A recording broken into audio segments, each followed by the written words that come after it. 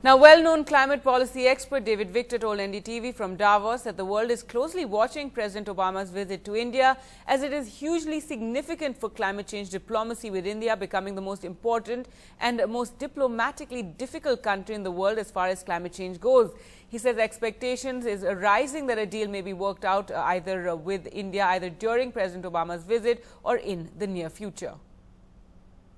Let's talk about climate change in India. Absolutely. And President Obama's visit, clearly an important one, especially in terms of the area of climate change. We expect America to obviously put pressure on India to look at achieving some kind of negotiations there on the climate change talks that have been happening. What do you think? How significant is this visit according to you, and what do you think can be achieved concretely on the ground? Well, I think this is an incredibly important visit. First of all, India is now probably the most pivotal country in the world on climate change because the U.S. now has laid out a plan. The U.S. could do more.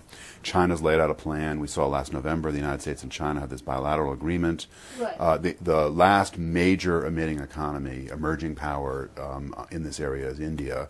And I don't know if we're going to get that agreement next week, but it'll happen sometime soon.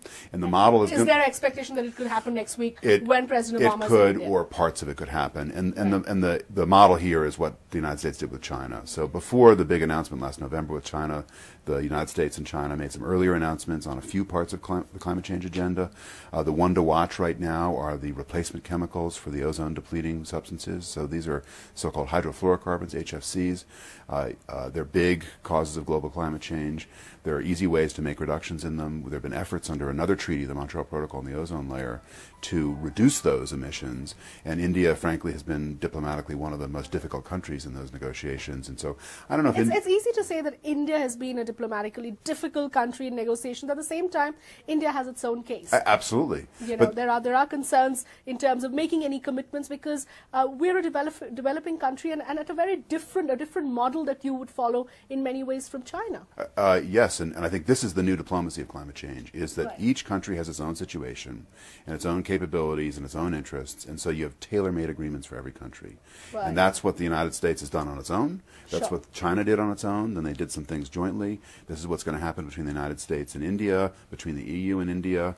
In some sense... But you're saying that the world is watching this visit of President Obama very closely because in terms of climate change diplomacy, this is perhaps the most important part, because you're saying India is right now the most important country in the climate change, global climate change I think talks. we get a significant announcement from India, whether it's next week or it's over the course of the next few months, about climate change policy.